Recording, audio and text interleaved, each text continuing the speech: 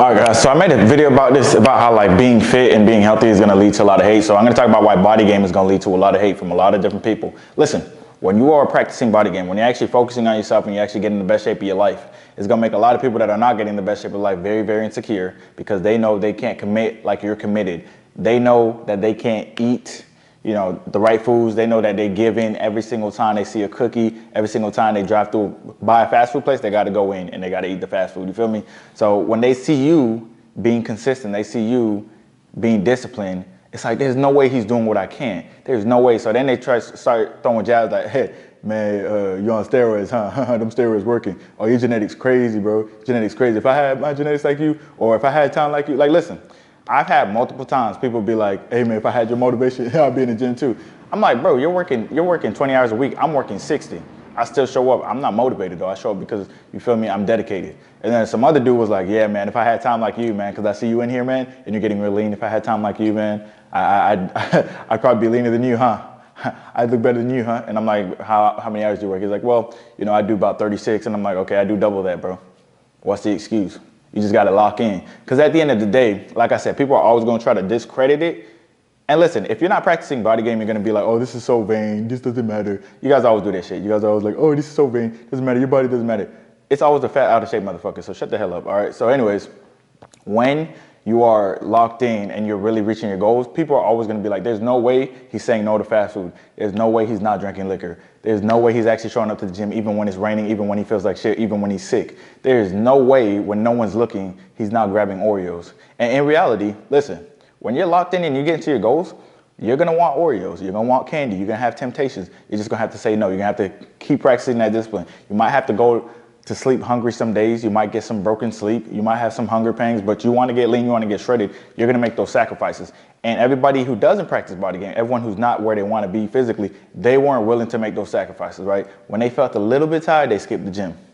When they really wanted a cookie, they DoorDashed it. They Uber Eated it.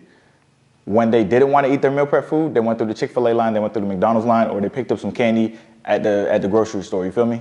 That's what happens. So when people see you able to do that, of course they're gonna be like, what the hell, man? It gotta be genetics, it gotta be steroids, because I couldn't do it. You see what I'm saying? They have such a lack of belief in themselves, they project that shit onto you, and they're like, there's no way you did it. So then they try to discredit your work, right? You're gonna get a lot of envy, a lot of jealousy like that, right? But also, you're gonna get more attention from chicks, and that's gonna bother them, man. There's been many times, homeboys, you feel me? Homeboys would be like, I'll be, a chick that I dealt with or whatever, I wouldn't be talking to her no more, right? But she would like post me in her story or some shit.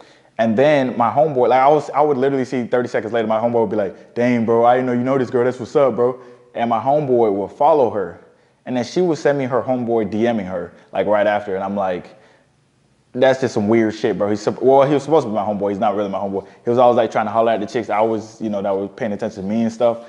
Listen, don't ask me why, but he was always trying to do that shit. And he was always like, oh, wow, you have this girl just because of this, or you have this girl just because of that. Like always kind of hating on me and then trying to like, you know, go behind my back and deal with those chicks, which I don't care. Listen, I don't care. You feel me? Because it's not like I'm marrying her or nothing. You feel me? But at the same time, that's like some slimy shit, some grimy shit that it's going to happen when you're in shape. And then everything you eat, every time you're eating, if you're, you know, you're eating in front of your coworkers, if you're eating, you know, out, or if you're at a family event or something and you're like, I don't feel like eating those heavy foods, everyone's gonna be like, oh, you're trying to be sexy, oh, you're trying to be skinny, oh, you just want to do this, you want to do that, oh, Mr. GQ's not gonna eat some of the food, like shit like that. They'll say things like that to throw jab at you because they don't have that discipline. And it's just like, listen, just by looking at you, I know you're gonna develop type 2, or you probably already have insulin resistance. So like, you gotta take your life more seriously, yo.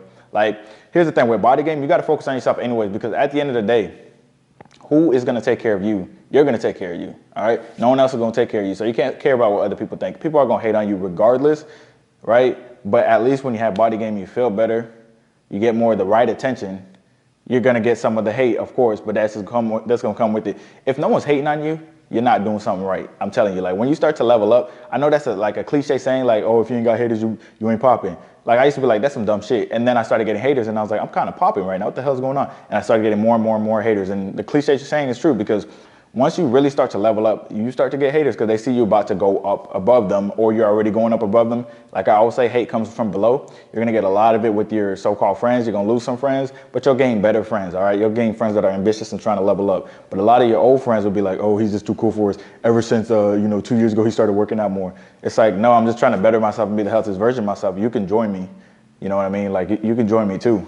But yeah, you're gonna get a lot of that jealousy. You'll lose some friends. I definitely lost a lot of friends in the process, but it wasn't over anything crazy. It was really just over like, sometimes holding them accountable could hurt too. Like they're like, man, I got bad genetics. My stomach's big. And you're like, no, you don't have bad genetics. You just eat like shit. You say something like that and you might lose some people who don't like to hear the truth, which is good because then you'll attract more people who do like to hear the truth, right? Because I want my friends to be like, hey man, your stomach's getting kind of big. You've been eating like shit.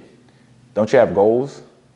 Don't you have, standards? What's going on? You know what I'm saying? I want friends to hold me accountable in the right way. So if I hold someone accountable in the right way and they're like, ugh, and then they don't hold me accountable, then that's not a friend. You feel me? But yeah, guys, in this journey, you're going to get judged. It's going to be uncomfortable, but no growth happens outside the comfort zone anyways, all right? So listen, if you're practicing body game and you're getting a lot of hate, or even your parents or your family are just like, what the hell are you eating? Eggs are bad for you. Steak is bad for you. It's like, listen, the health administrator, the doctors that are telling you not to eat this, not to eat that, they're all unhealthy. All right, so why the fuck would you listen to unhealthy people about how to get healthy? I'm gonna listen to healthy people on how to get healthy. Like I said, the whole like system of what you're supposed to eat, like it's so cool, bro.